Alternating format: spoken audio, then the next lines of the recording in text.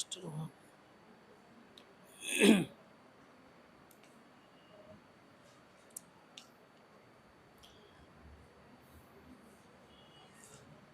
तो हम लोग पिछले क्लास में क्या था, आरक्षण का ना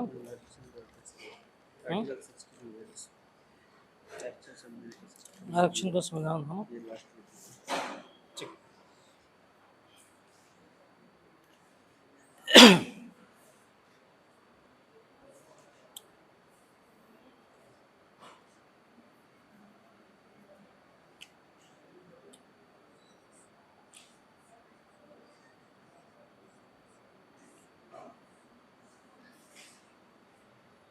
तो कल हम लोग का जो है रिजर्वेशन पे जो है, कल हम लोग का क्लास चल रहा था। रिजर्वेशन का अगर देखेंगे हम लोग तो कल पृष्ठभूमि भी हम लोग चर्चा किए थे कि रिजर्वेशन का जो है पृष्ठभूमि, उसका हिस्टोरिकल बैकग्राउंड क्या था। और उसमें हम लोग बताए थे कि जो है रिजर्वेशन जो है एक तरीके से क्या था, शुरुआत में जो है रिजर्वेशन का जो है प्रोविज़न जो था वो सांप्रदायिक आधार पर जो है शुरुआत हुआ था उसका। और इसका जो है फर्स्ट टाइम हम लोग जो है 1909 ईस्वी में जो है 9 ईस्वी में जो है जो एक्ट आया था 1909 में, उस एक्ट के तहत जो है मुसलमानों को जो है पृथक निर्वाचन का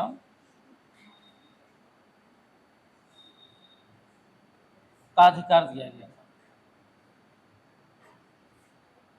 ठीक है। तो जो है अगर हम लोग ऐतिहासिक अगर पृष्ठभूमि देखें तो शुरुआत में जो है पृथक जो है निर्वाचन का अधिकार जो है मुसलमानों को जो है स्पेशली दिया गया था। फिर बाद में जो है ये 1919 ईस्वी में जो है सिखों और ईसाई, ठीक है, ईसाई जो समुदाय थे उनको भी जो है पृथक जो है निर्वाचन का अधिकार इनको भी दिया गया था। ठीक है। तो ये दो प्रोविजन था जहाँ पे निर्वाचन का अधिकार जो है सिखों को भी जो है दिया गया था। क्लियर। फिर प्रयास किया गया था जो है 1932 में जो है ये आया था कि जो है दलित को भी जो है दलित आरक्षण का भी जो है या दलित जो है पृथक जो है निर्वाचन का जो है क्षेत्र का भी जो है ये प्रोविजन करने का प्रस्ताव आया था, लेकिन जो है गांधी जी के प्रयास से जो है ये पूरा नहीं हो पाया। गांधी के प्रयास से जो है ये नहीं हो पाया, लेकिन ये हुआ कि जो है सीटों में आरक्षण की व्यवस्था जो है, सीटों में आरक्षण की व्यवस्था जो है किया गया। ठीक है। और ये हुआ था पूना पैक्ट के द्वारा, पूना पैक्ट के द्वारा। ठीक है, क्लियर यहाँ तक। अब इसके बाद जो है जब हम लोग का जो संविधान बना तो संविधान में जो है संविधान में आरक्षण का प्रावधान जो है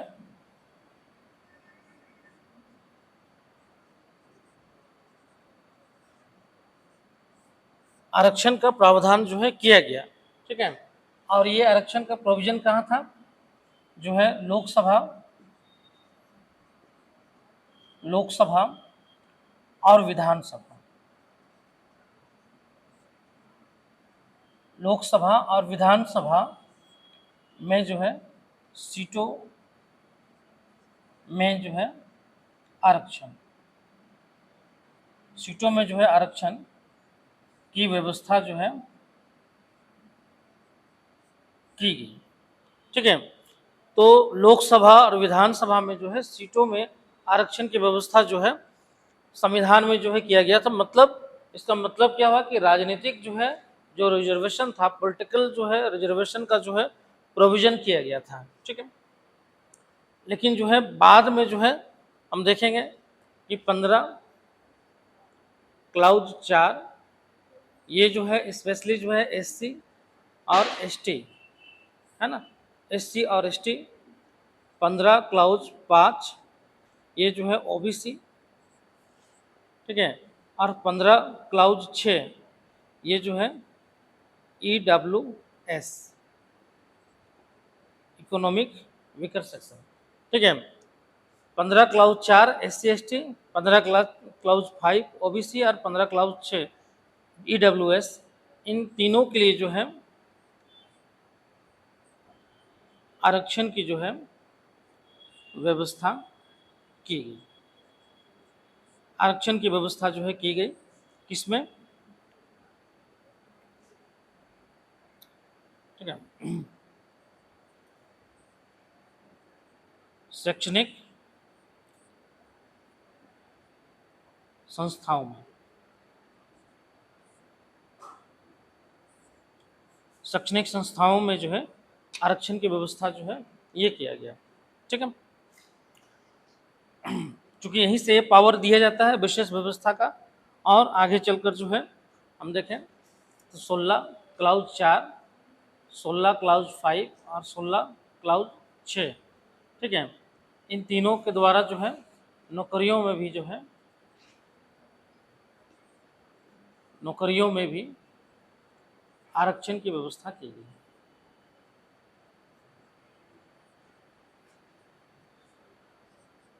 नौकरियों में भी जो है आरक्षण की व्यवस्था किया गया, ठीक है।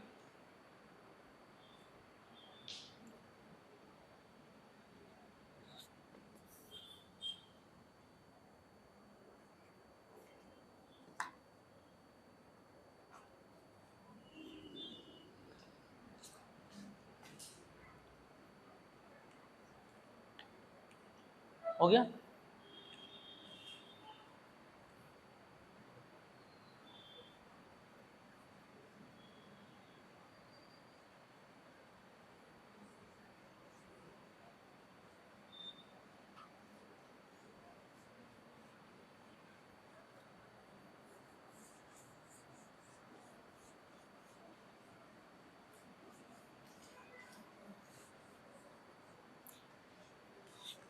यही जो है आरक्षण का जो है व्यवस्था जो है किया गया है, ठीक है।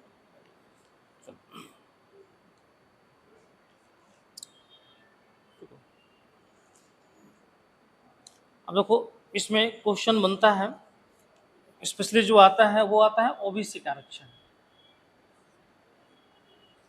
ठीक है। ओबीसी का जो है आरक्षण, ओबीसी के आरक्षण के बारे में जो है बोला जाता है कि जो है इसके लिए जो है मंडल आयोग, मंडल आयोग जो है इसके सिफारिशों पे जो है, ठीक है,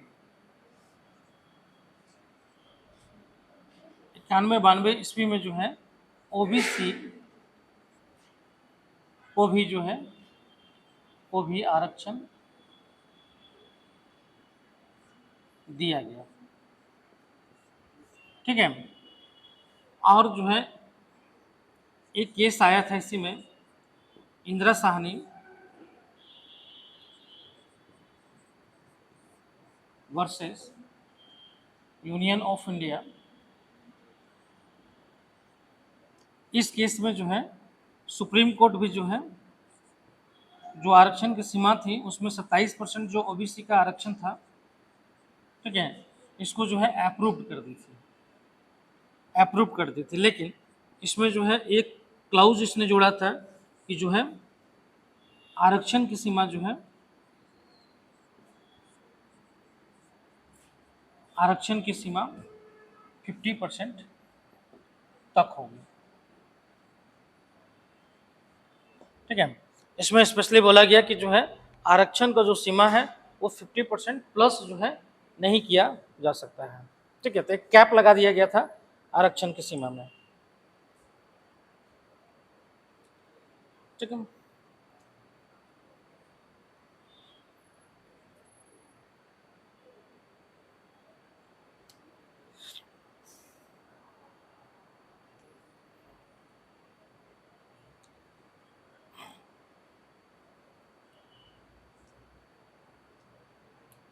क्लियर। उसके बाद जो है 103वां, ये हो गया ओबीसी का। उसके बाद है 103वां संविधान संशोधन किया गया, संविधान संशोधन 2019 में, ठीक है। इसके द्वारा जो है, इसके द्वारा ईडब्ल्यूएस को जो है 10% आरक्षण जो है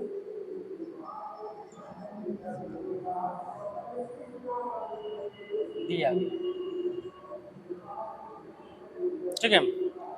मतलब 103वें संविधान संशोधन के द्वारा जो है 2019 के द्वारा जो है 10% जो है ईडब्ल्यूएस को भी जो है आरक्षण अब दिया जाने लगा। मतलब जो है अगर आरक्षण का हम लोग देखेंगे, जो अगर हम लोग चार्ट अगर देखें आरक्षण का, ठीक है, तो इसमें जो है एससी 15, एसटी 7.5, ओबीसी जो है 27%, टोटल जो आरक्षण हो गया 49.5%।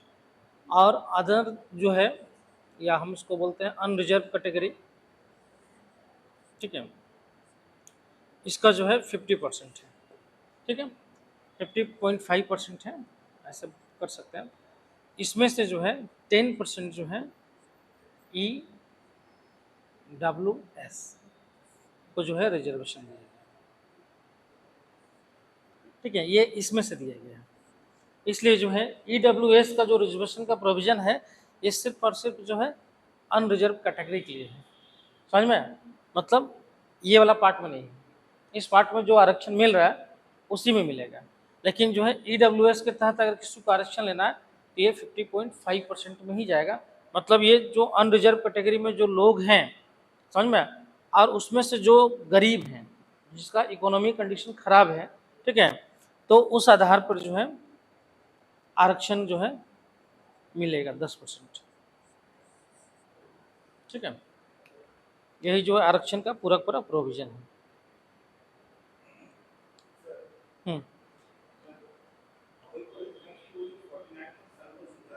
हाँ, नहीं नहीं, उस पे होगा। हाँ हाँ हाँ, तो ये मिल भी तो रहा है इन्हीं को ना, इसमें नहीं मिल रहा है। एससी एसटी चाहेंगे कि ईडब्ल्यूएस में तो नहीं मिलेगा, ये सिर्फ मिलेगा इन्हीं को जो अनरिजर्व कैटेगरी में है ना। अब जो भी अनरिजर्व कैटेगरी में जो भी जातियां हैं, अब उनमें जो इकोनॉमिक वीकर सेक्शन होगा उसी को 10% मिलेगा, समझ में। तो 10% इनका जो है रिजर्वेशन इस 50% में से है, ठीक है। तो इसी कोटा में से एक कोटा बनाए हम ईडब्ल्यूएस का, इस कोटा में से एक कोटा है। जैसे हम बोलते हैं ना, जैसे मान लीजिए कि एससी है 15% है। अब बिहार में देखेंगे तो एससी का जो है मान लीजिए 15% है, अब उसमें भी एक कोटा बना दिया गया है, ठीक है। अब इस कोटा बना दिया गया महादलित का, दलित में भी जो है महादलित, अब इनका कोटा जो है लगभग 7% यहाँ पे कर दिया गया है। तो जो भी दलित में भी सबसे वीकर सेक्शन टाइप का है सामाजिक रूप से, जैसे मुसहर हो गया, है ना, चमार हो गया, इस टाइप का जो भी है वीकर जो सोशल जो है जिनका कंडीशन खराब है, उसका अलग कोटा बनाकर जो है 7% उसको अलग कर दिया। तो ये जो है अलग अलग जो है कोटा बनाकर उसमें डाल दिया जाता है, ठीक है।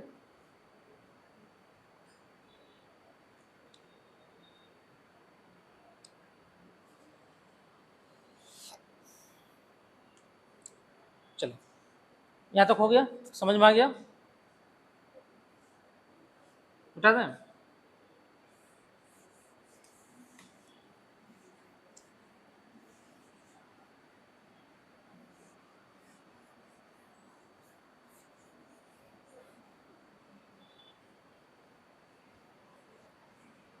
अब इसमें एक और है, ठीक है, उसमें बोलते हैं कि जो है बोला जाता है कि 81वां संविधान संशोधन किया गया था, 81वां संविधान संशोधन, ठीक है। 81वां जो संविधान संशोधन था, इसके द्वारा जो है 4A जोड़ा गया है, ठीक है। इसके द्वारा जो है 4A, ठीक है।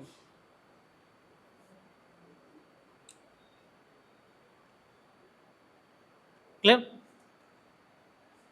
16 क्लाउज 4 क्लाउज ए जोड़ा गया है। ये जो है 2000 में किया गया था, ठीक है। इसके तहत जो है एक और आरक्षण का प्रोविजन किया गया है, ठीक है। स्पेशली जो है एससी और एसटी, अब बताया था 16(4) जो है एससी एसटी से संबंधित है, तो उसमें ए जोड़ा गया है। और ये है जो है रिजर्वेशन ऑफ प्रमोशन, मतलब जो है पदोन्नति में जो है पदोन्नति में आरक्षण,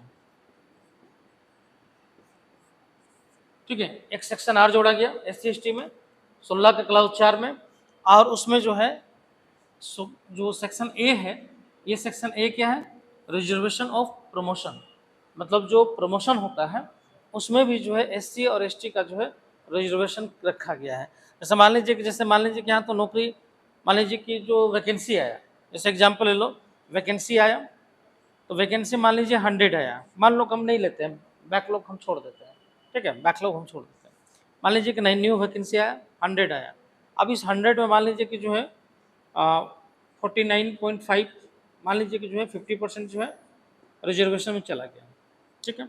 अब इसमें मान लीजिए 15% जो है एससी कैटेगरी के लोग चले गए, ठीक है। लेकिन जब प्रमोशन होता है, जब प्रमोशन होगा, विभागीय प्रमोशन जो होता है, तो प्रमोशन में ऐसा तो है नहीं कि सभी लोग चला जाएगा, सभी लोग चला जाएगा, है सभी लोग तो नहीं चला जाएगा, प्रमोशन सबका तो नहीं होगा, कुछ खास लोगों का ही प्रमोशन होता है ना। तो प्रमोशन किस आधार पर होता है, बोला जाता है कि जो है जो आपका वर्क एफिशिएंसी होता है ना, जो कार्य करने का आपका जो दक्षता होता है, उसी आधार पर क्या होता है, प्रमोशन होता है। मतलब आपका ट्रैक रिकॉर्ड देखा जाता है। इसलिए देखते नहीं है कि दरोगा लोग क्या करता है, कभी भी आप जाइएगा तो जल्दी एफआईआर नहीं लिखेगा, मामले को क्या करता है कि जो है ऊपर ऊपर ही उसको सेलेक्ट निपटने का प्रयास करता है। आप जाइएगा तो पहले वो कागज में लिख लेगा, ठीक है। एफआईआर मतलब क्या होता है कि जब फर्स्ट जो है इन्वेस्टिगेशन रिपोर्ट जब वो करेगा, ठीक है, तो वो जब एफआईआर जैसे वो लिखेगा ना, तो एफआईआर लिखने के बाद जो है उसका कॉपी चला जाता है एक मजिस्ट्रेट के पास, एक एसपी के पास, ठीक है। तो उसका रिकॉर्ड हो जाता है। जब उसका जब जब उसका जो एनालिसिस होगा तो देखा जाएगा कि एक महीने में आपके पास मान लीजिए कि 20 एफआईआर आया, तो उसमें से आपने रिसोल्व कितना किया, समझ में आया? तो मान लीजिए कि रिसोल्व नहीं हो पाया, मान लीजिए 20 उसके पास आया, 5 उसने रिसोल्व किया, 15 नहीं किया, तो उसका ट्रैक रिकॉर्ड खराब हो जाएगा ना। तो जब प्रमोशन होता है तो फिर उसका ट्रैक रिकॉर्ड देखेगा कि मतलब कितना तेज तरार है, कितना जो है केसेस को सॉल्व करता है। तो देखिएगा कि वो तो कर ही नहीं पा रहा है, तो प्रमोशन क्या होता है, रुक जाता है उसका। तो इफिशियंसी उसका देखा जाता है। इसलिए जो है बोलते हैं ना कि एक मूवी नहीं आया था अपहरण वाला में, तो बोला कि यहाँ पे तो एक भी नहीं है कागज उगज डायरी उरी कुछ नहीं है। बोला सर यहाँ कुछ होता ही नहीं है, कोई ज़रूरत ही नहीं है। समझ में आया? क्यों? क्योंकि वहाँ एंट्री नहीं होता है। कुछ हुआ तो बाहर बाहर में आया, बोला क्या बात है, पहले तो कोशिश होता है कि बाहर बाहर ही निपटा दिया जाए। कब कुछ केसेस ऐसा होता है जहाँ पे मान लीजिए न्यूज में आ गया, तो उसको तो मजबूरी है, उसको लिखना ही पड़ेगा रिपोर्ट। लेकिन जो है मोबाइल का चोरी हो जाए आपका, आप जाइए लिखवाने के लिए, एफआईआर नहीं लिखिएगा तो उसको मालूम मोबाइल खोज ही नहीं पाएंगे। तो कल को डेट में रिपोर्ट देगा भाई मोबाइल का क्या हुआ, तो सॉल्व ही नहीं हो पाएगा। आप ही से 25 क्वेश्चन पूछ लिया जाएगा, मोबाइल का कागज है, कौन सा मोबाइल थे, कहाँ से लिए थे, है ना, कब चोरी हुआ, कैसे हुआ, कहीं गिर तो नहीं गया था, देखे थे चोरी करते हुए, 50 सवाल आप ही से पूछेगा। उसमें भी ज़्यादा जो है बहुत जोड़ दीजिएगा, नहीं सर लिख दीजिए, तो बोला ठीक है सना लिख दो, सना लिख के दे देगा। मतलब सना बस एक तरह से इन्फॉर्मेशन होता है कि हमने पुलिस को बता दिया कि मेरा मोबाइल चोरी हो गया, कल को अगर उससे जो है कोई गलत काम होता है तो कम से कम हम बचने के लिए होता है। एफआईआर नहीं लिखिएगा, चोरी क्या डकैती के सब जल्दी एफआईआर नहीं होता है ना।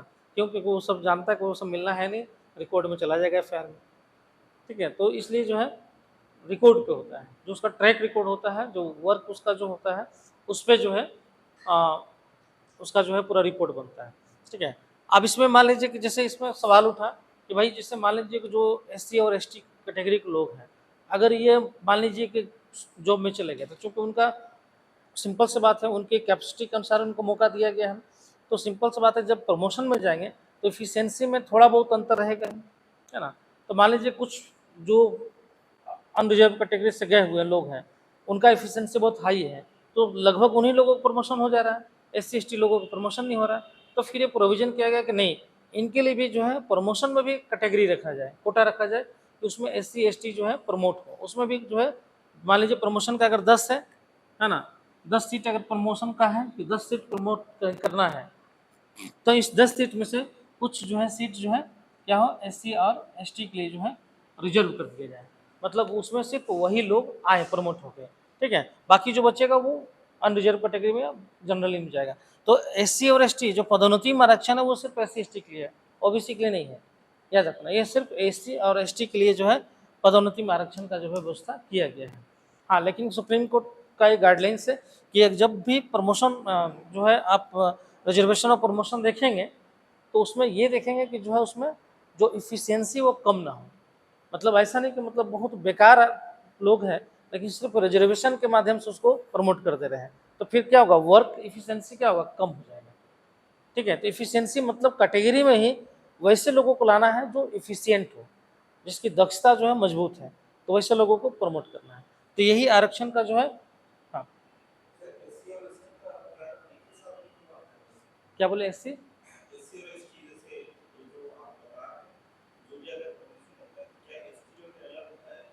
नहीं, दोनों का अलग अलग है।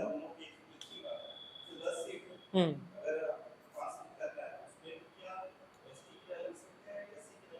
नहीं वैसा तो कोई प्रोविजन नहीं है ना, ये दोनों को मिला के ही एस सी रखा हुआ है ना, कोई वैसा प्रोविजन नहीं, अब उसमें से जो एफिशिएंसी उसको लेके निकल जाएगा।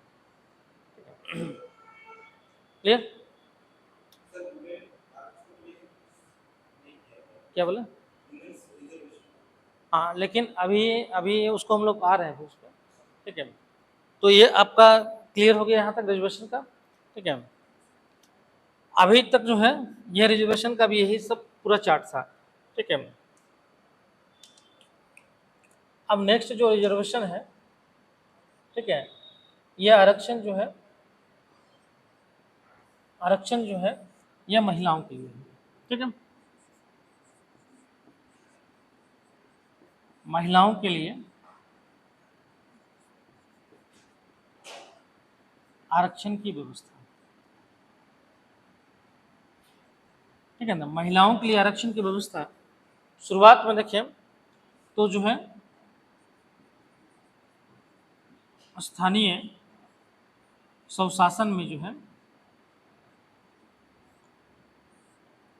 शुरुआती आरक्षण देखें तो महिलाओं का स्थानीय स्वशासन में जो है आरक्षण दिया हुआ है, ठीक है। ये चूंकि स्थानीय स्वशासन में जो है रिजर्वेशन देने का जो है किसका है काम, स्टेट गवर्नमेंट का, ठीक है। तो चूंकि जो स्थानीय स्वशासन है ये किसका विषय है, ये जो है स्टेट का विषय है, समझ में आया? तो स्टेट जो है इसका रिजर्वेशन दे सकता है, ठीक है। लेकिन चूंकि जो है सेंटर ने जो है 1/3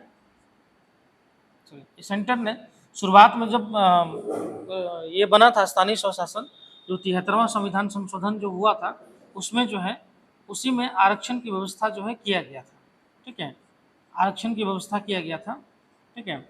और उस आरक्षण की व्यवस्था में 1/3 जो है महिलाओं के लिए जो है आरक्षित सीट किया गया था, ठीक है, 1/3। लेकिन बाद में जो है 2010 में जो है 2010 में जो है स्थानीय स्वशासन में जो है 50% जो है रिजर्वेशन का जो है प्रोविजन किया गया,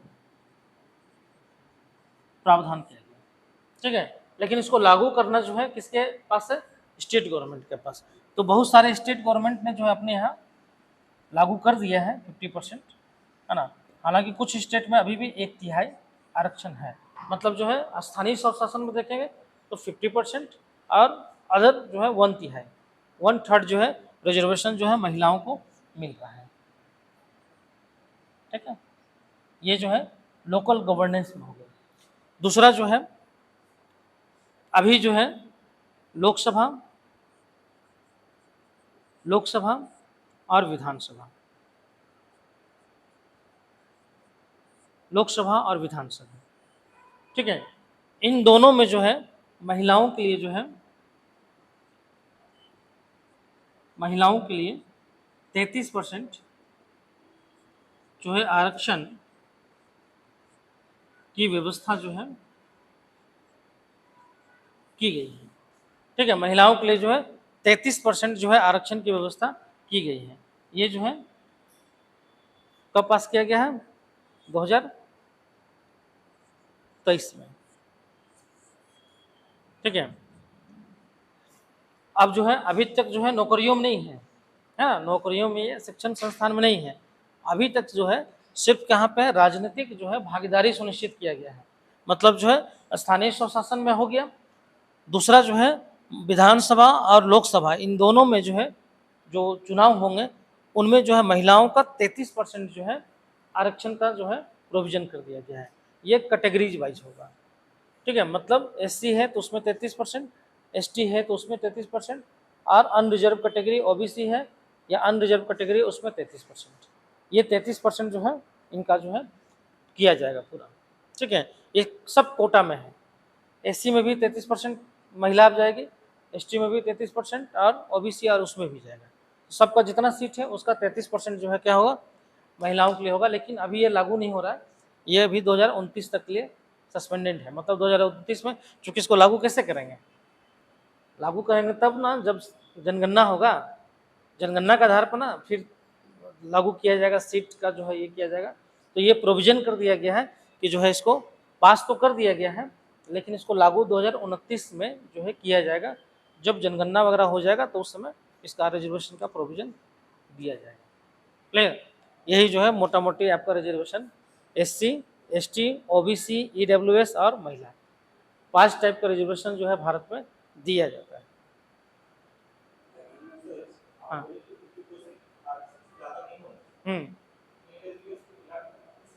नहीं तो वो आरक्षण इसमें नहीं ना है, वो आरक्षण अनरिजर्व कैटेगरी में है, तो वो 50% तो उधर है ही, उसमें कोटा में हम 10% दे रहे हैं ईडब्ल्यूएस का, ठीक है। तो रिजर्वेशन तो 50% ही है, हाँ उसमें काउंट नहीं होगा, उसमें चला जाएगा, ठीक है। ये तो बात पहले भी आया था ना कि आर्थिक जो इंदिरा साहनी केस था, उस केस में बोला ही गया था कि जो है, उस केस में बोला गया था कि जो है आर्थिक आधार पर आरक्षण नहीं दिया जाना चाहिए, ठीक है। ईडब्ल्यूएस में आर्थिक आधार पर जो आरक्षण का जो है मांग खारिज कर दिया गया था। लेकिन जो है 2019 में जब दिया गया, 2020 में जब केसेस गया, आर्थिक आधार पर जो चुनौती दिया गया, तो बोला जाता है कि जो है आर्थिक आधार पर भी जो है आरक्षण देने का जो है जो प्रोविजन था उसको मान लिया गया।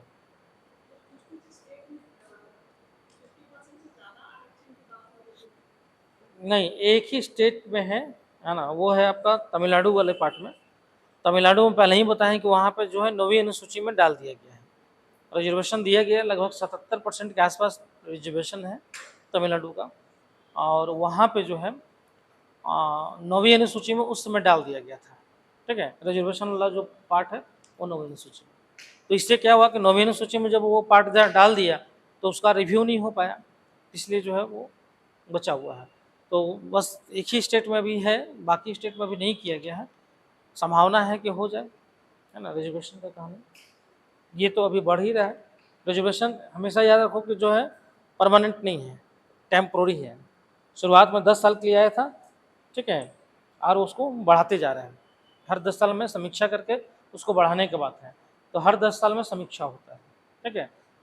तो अभी जो है रिजर्वेशन शायद 2023, 24, 25, 26 तक जाए शायद फिक्स है ये, 26 में फिर समीक्षा इसका होगा, समझ में।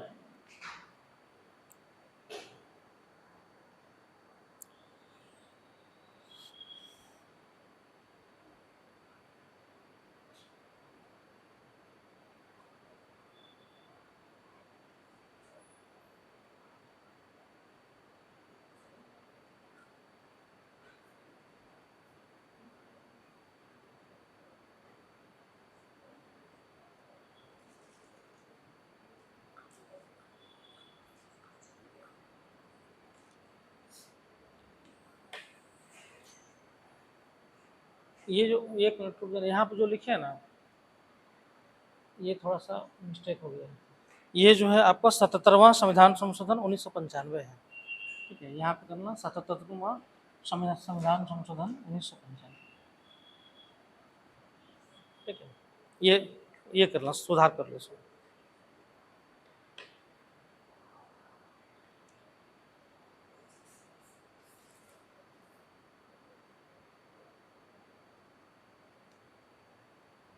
ठीक है।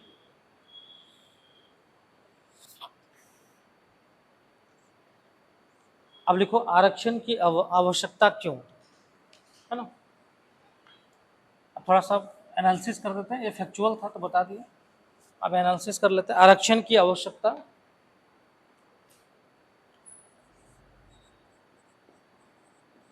आरक्षण की आवश्यकता, ठीक है। पहला पॉइंट लिखो,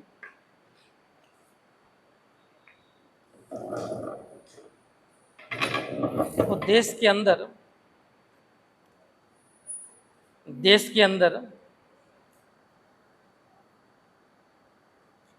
पिछड़े जातियों के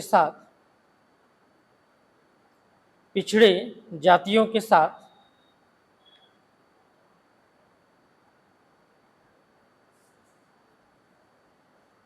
अन्याय को सुधारना, पिछड़े जातियों के साथ अन्याय को सुधारना।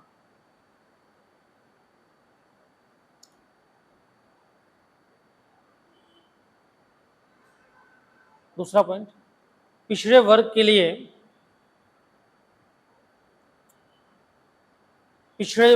लिए समान अवसर प्रदान करना, पिछड़े वर्ग के लिए समान अवसर प्रदान करना,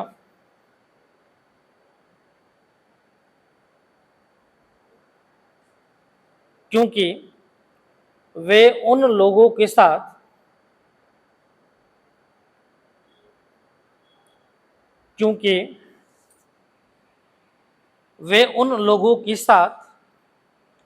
प्रतिस्पर्धा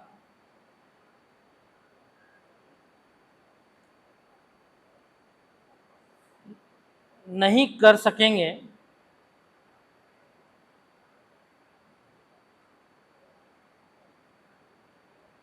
जिनके पास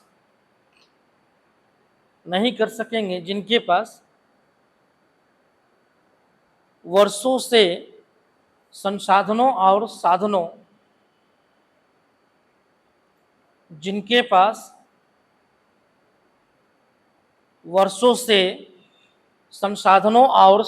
तक पहुंच है।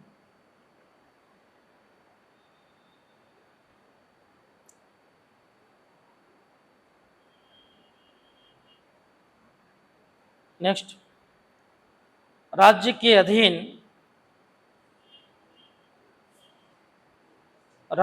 अधीन सेवाओं में पिछड़े वर्गों का पर्याप्त प्रतिनिधित्व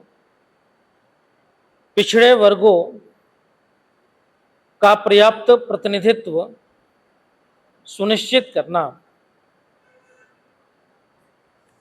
पर्याप्त प्रतिनिधित्व सुनिश्चित करना।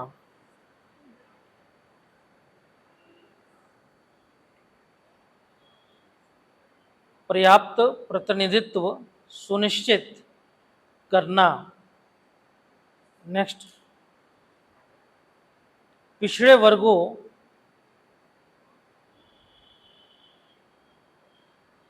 की उन्नति के लिए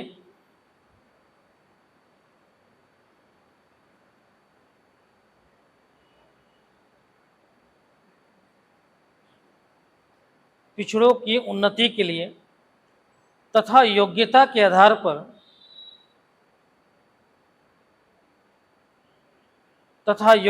आधार पर समानता सुनिश्चित करने के लिए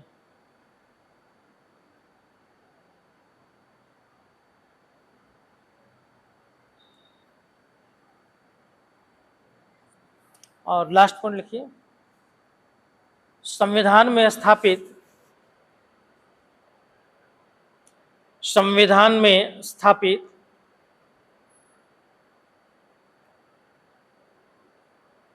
सामाजिक न्याय को सुनिश्चित करने के लिए।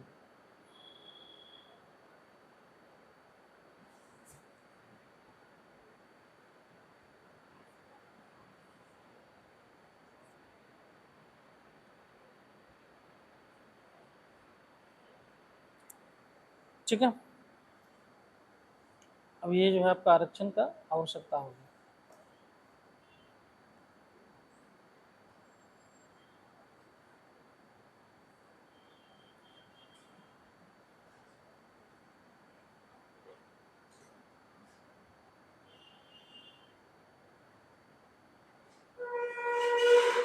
ठीक है,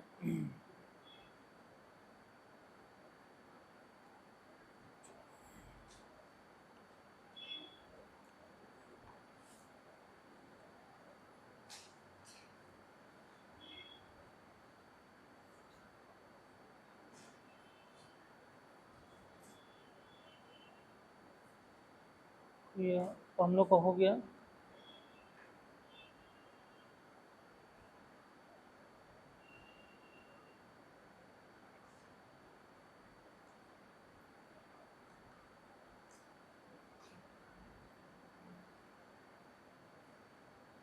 अब एक और लिखता हूँ पॉइंट, भारत में आरक्षण की सीमा, बस लास्ट है।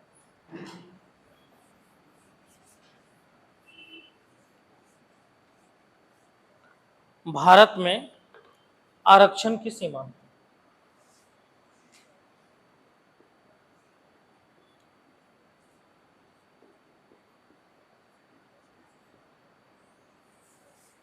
ठीक है,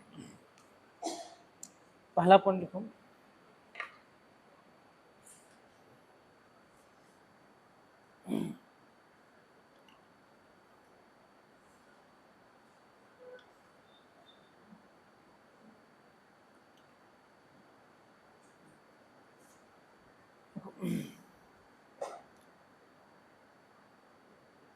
पहला पॉइंट लिखो, सरकारी शैक्षणिक संस्थान, सरकारी शैक्षणिक संस्थान में आरक्षण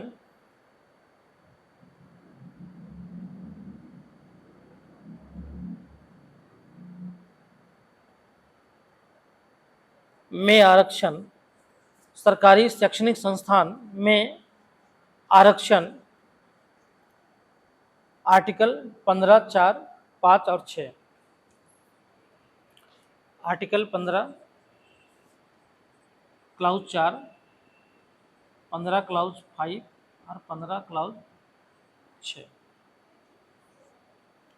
ठीक है, नेक्स्ट लिखो, सरकारी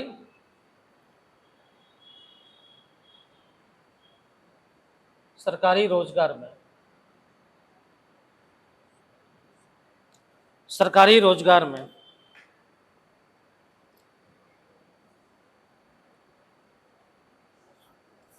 आर्टिकल 16, 4, 5 और 6, 16, 4, 5 और 6।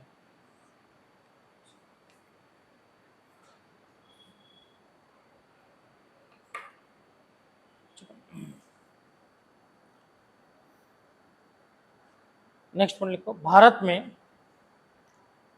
आरक्षण की सीमा को 3 श्रेणियों में बांटा गया है।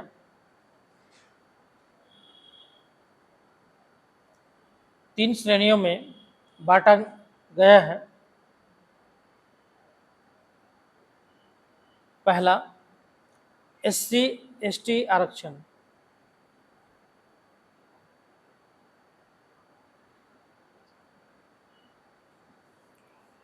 पहला SC ST आरक्षण, उसमें 2 लाइन लिख लो, भारत में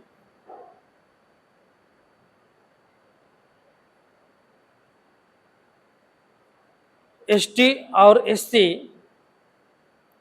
भारत में एससी और एसटी को सेवाओं में आरक्षण का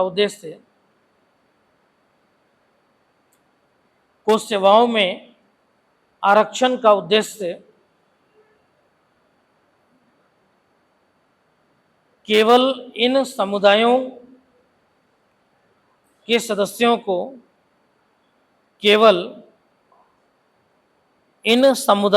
सदस्यों को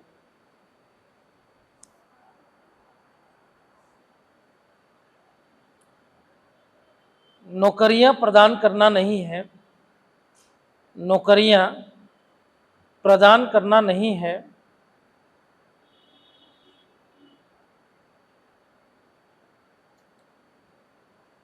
बल्कि उन्हें सशक्त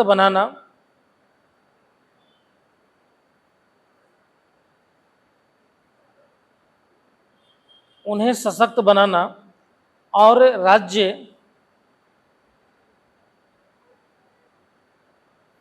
में उनकी भागीदारी सुनिश्चित करना है।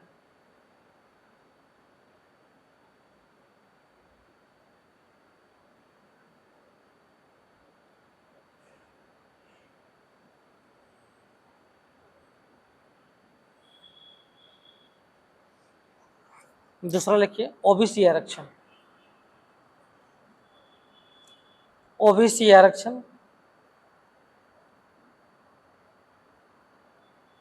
उसमें लिखिए मंडल आयोग की रिपोर्ट के आधार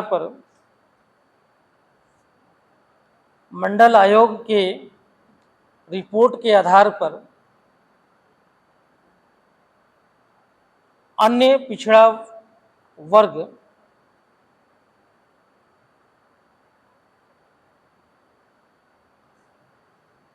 के लिए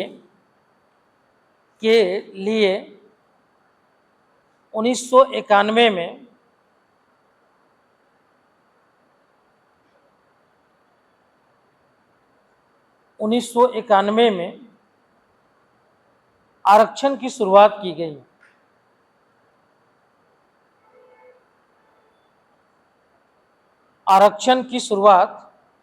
गई।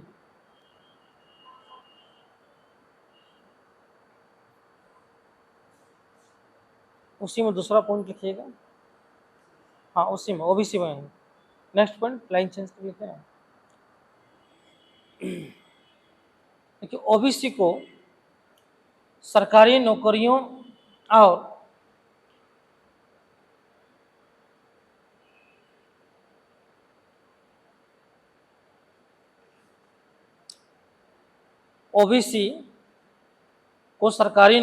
और उच्च शिक्षा सुविधाओं में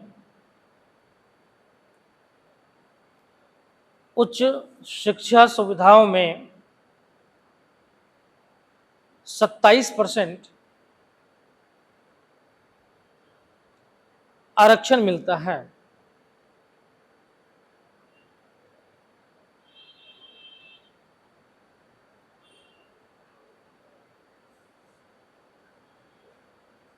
ठीक है। तीसरा पॉइंट है कि ओबीसी में आरक्षण, तीसरा पॉइंट उसी में लिख लो लाइन चेंज करके। ओबीसी में आरक्षण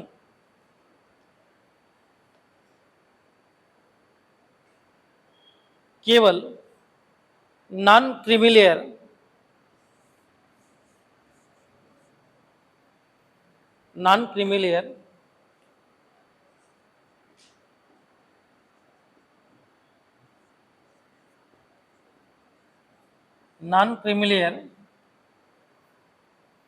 को ही मिलता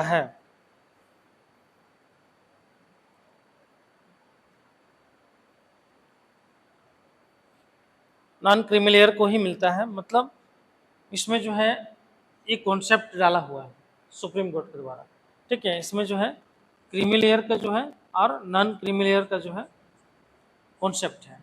ठीक है, मतलब बोला गया कि इसका मतलब है कि जो है एक बार अगर आप आरक्षण का लाभ उठा लिए तो भावी पीढ़ी आपका आरक्षण का लाभ नहीं उठाएगा।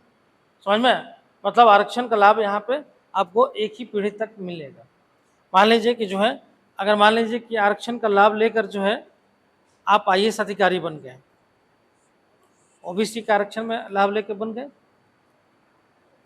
तो फिर आपके बेटे को आरक्षण में नहीं मिलेगा। मिलेगा?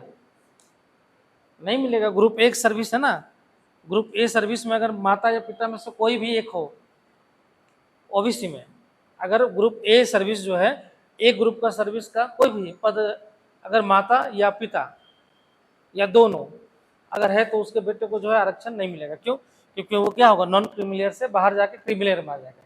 ठीक है, क्रीमिलियर का सिंपल सा 8.5 लाख, 8.5 लाख अगर जो है सालाना इनकम आपका है तो आप क्रीमिलियर में आ गए। हाँ क्या क्रीमिलियर? नहीं समझ में आया? समझ नहीं कुछ उसमें? मान लो तुम ओबीसी हो, नहीं उसमें नहीं है, ये सिर्फ ओबीसी में है, SC ST में नहीं है। लेकिन बात चल रहा है इसमें भी लाने का कि भाई इसमें जैसे होता क्या है कि मान लीजिए कि कोई व्यक्ति बन गया आईएएस अफसर, मान लीजिए आरक्षण का लाभ लिए आप आईएएस अफसर बन गए, बनने के बाद जो है फिर आपका बेटा के पास तो संसाधन मिल गया, मान लीजिए आप आईएएस अधिकारी बन गए तो आपके पास तो सारा सुख सुविधा आ गया, और आपका बेटा को जो है, जो आपका बेटा होगा उसको बढ़िया स्कूल्स में पढ़ाएंगे, है ना, बढ़िया कॉलेजेस में पढ़ाएंगे, विदेश फॉरेन भी जो है पढ़ने के लिए भेज सकते हैं, इतना आपके पास कैपेसिटी आ जाएगा। अब फिर वो फॉरेन से पढ़ के आएगा, फिर यहाँ पे जो है जॉब के लिए जो है अप्लीकेशन डालेगा, अब फिर उसमें रिजर्वेशन रहेगा। तो रिजर्वेशन किसके लिए था? जो वंचित है, जो शोषित है, ना कि जिसके पास संसाधन नहीं है। लेकिन जिसके पास संसाधन आ गया फिर भी उसको आरक्षण का लाभ मिल रहा है, तो फिर जो है वैसे लोगों के लिए तो आरक्षण बंद हो जाएगा ना, जिसके पास संसाधन ही नहीं है। तो फिर तो वहाँ भी जो है 2 वर्ग बन गया। मान लीजिए कि अगर मान लीजिए 10 करोड़ जो है आबादी है, 10 करोड़ आबादी है शुरुआत में, मान लीजिए कि एसटी का 10 करोड़ आबादी है, एग्जाम्पल फॉर ले लीजिए। शुरुआत में मान लीजिए कि संसाधन सबको 10 करोड़ लोग क्या थे, संसाधन से वंचित थे।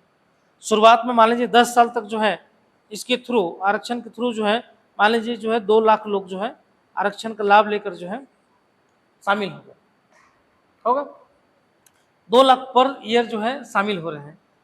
ठीक है, 10 साल में, 10 साल अगर पर ईयर 2 लाख हो रहे हैं तो 10 साल में 20 लाख हो गए, 20 लाख लोग जो है शामिल हो गए। अभी 20 लाख लोग वैसे हैं जिनको बढ़िया जॉब मिल गया है ना। अब इनके जो बच्चे आएंगे वो तो संसाधन वंचित नहीं है ना, ठीक है, लेकिन जो है अदर जो रह गए इसमें, है ना, वो तो वंचित है।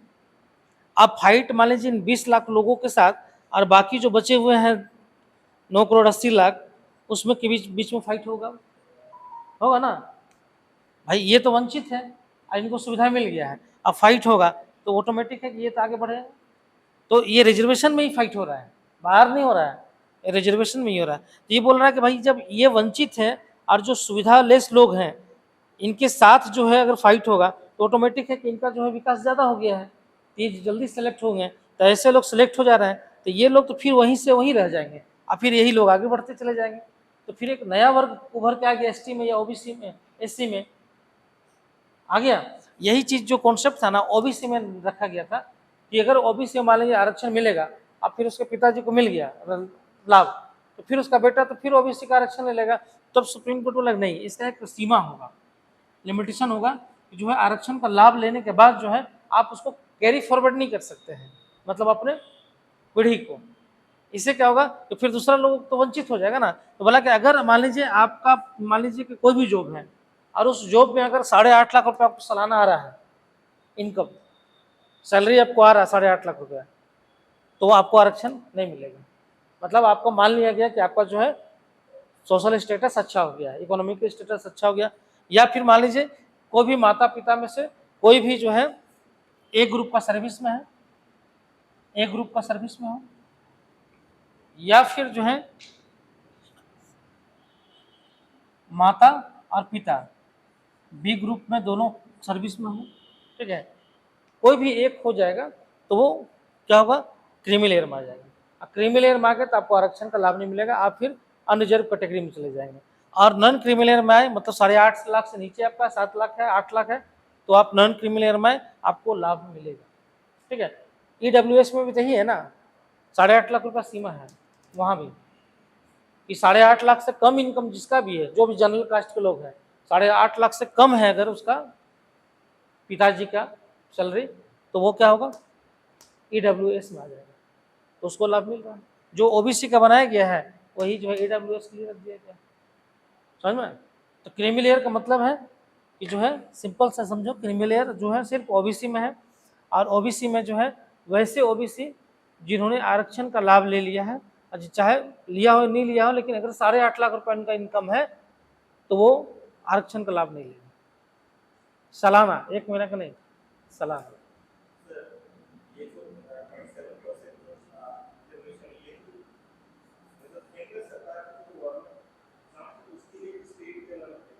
स्टेट के लिए भी है,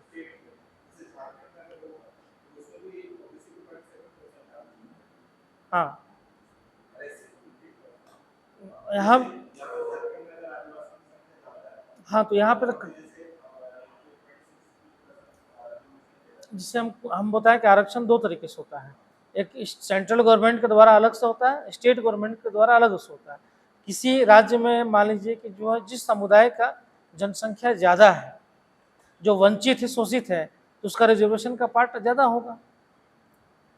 जैसे झारखंड में ओबीसी के कम है, एसटी का ज़्यादा है, समझ में। जैसे ऑल ओवर इंडिया देखेंगे तो एसटी का 7% है, लेकिन झारखंड में जो है बहुत ज़्यादा, हमको लगता है 26 या 25 के आसपास में है। ठीक है, 26% एसटी का यहाँ पर रिजर्वेशन है। तो चूंकि यहाँ पे जो है जनसंख्या के हिसाब से ना रिजर्वेशन दिया जाता है, छत्तीसगढ़ में भी ज़्यादा एसटी का है, समझ में, तो ओबीसी का कम हो गया है। क्लियर, अनरिजर्व कैटेगरी का तो 50% है ही, रिजर्वेशन आपको 50 के अंदर में ही देना है। अब वो कोटा राज्य अपने हिसाब से तय कर लेता है पॉपुलेशन के हिसाब से, और भारत में जो है पॉपुलेशन के हिसाब से जो रिजर्वेशन है वो 15, 7 और 27 यही है। ठीक है,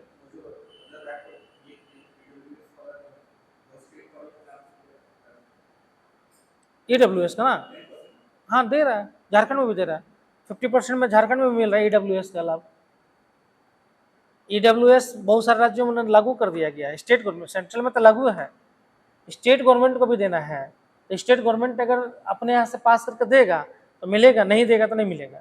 तो स्टेट गवर्नमेंट अपनी नौकरियों में, तो झारखंड तो पास करने वाला हमको लगता है दूसरा या तीसरा ही राज्य है, 10% ईडब्ल्यूएस भी दे रहा है। मतलब जो राज्य का जो एग्जाम होगा, जैसे एसएससी हो गया, जेपीएससी हो गया, या जो भी राज्य से रिलेटेड जो एग्जाम होगा, उसमें जो है आरक्षण जो है राज्य इस आधार पर देगा, समझ में। और सेंटर अपना 10% तो दे ही रहा है हर नौकरी में ईडब्ल्यूएस का। हाँ लेकिन यह है उनको एज में रिलैक्सेशन नहीं मिल रहा है, ईडब्ल्यूएस को सिर्फ जो है नौकरियों में कोटा में रिजर्वेशन है, एज वगैरह में नहीं है। जैसे ओबीसी का या एससी का एज में भी रिलैक्सेशन है, उनका नहीं है। क्लियर,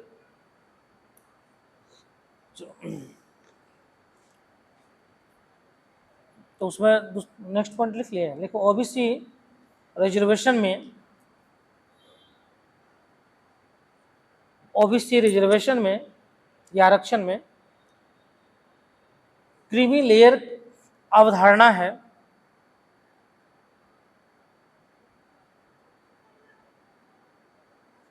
क्रीमी लेयर की अवधारणा है केवल नॉन क्रीमी लेयर के व्यक्ति ही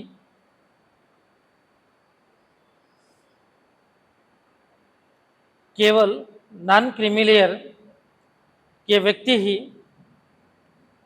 ओबीसी आरक्षण प्राप्त कर सकेंगे।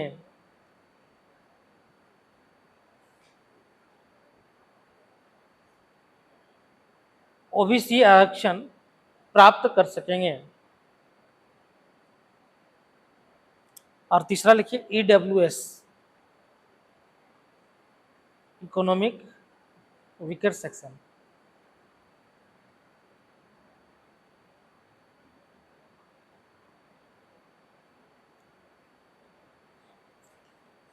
उसमें लिखो सरकारी नौकरियों एवं शैक्षणिक संस्थानों में आर्थिक रूप से कमजोर वर्ग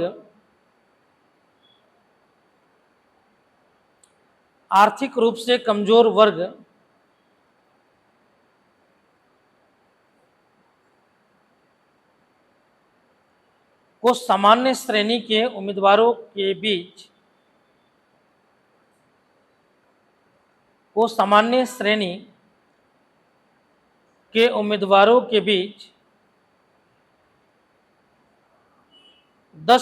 आरक्षण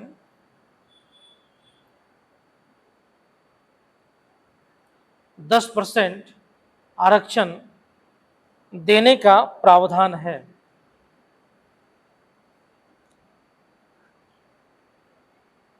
उसमें ये कर लीजिएगा ब्रैकेट में 103वां संविधान संशोधन अधिनियम 2019, 103वां संविधान संशोधन अधिनियम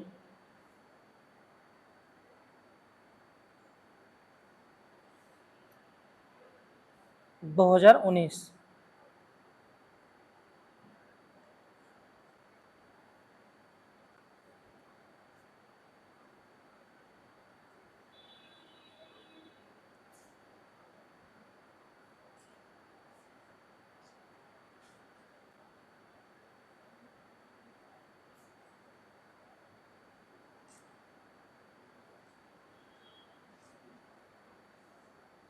ठीक है, तो ये जो है आपका कंप्लीट हो गया।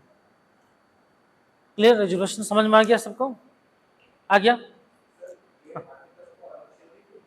हाँ, इंग्लिश में आर्टिकल बोलते हैं, हिंदी में अनुच्छेद बोलते हैं। धारा सेक्शन अलग होता है, धारा आईपीसी में बोलते हैं हम लोग। जैसे होता है ना आईपीसी सेक्शन 302, है ना? तो किसमें? SC/ST में नहीं, क्रिमिनल नहीं उसमें। उसमें सिंपल सा है, जिसके उसमें कंडीशन है 8.5 लाख से कम है ना? कुछ जमीन का भी है, अगर शहर में है तो शायद कितना जो है, कितना कट्ठा पे या एकड़ पे है, ध्यान नहीं हमको। और गांव में है तो उसमें एकड़ पे है, और शहर में है तो कुछ डिसमिल या फिर जो है कुछ स्क्वायर फीट पे, शायद स्क्वायर फीट पे 1000 स्क्वायर फीट से ज़्यादा है तो उसको नहीं मिलता।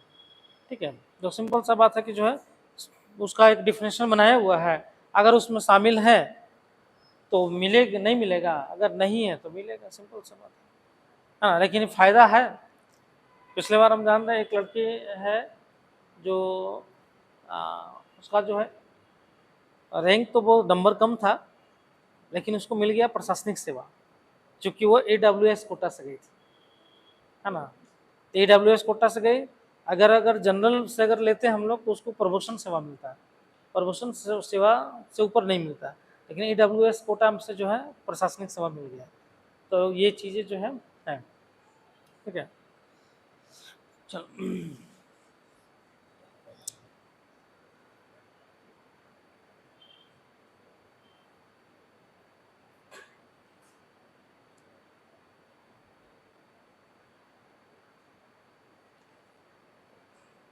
एक चीज है,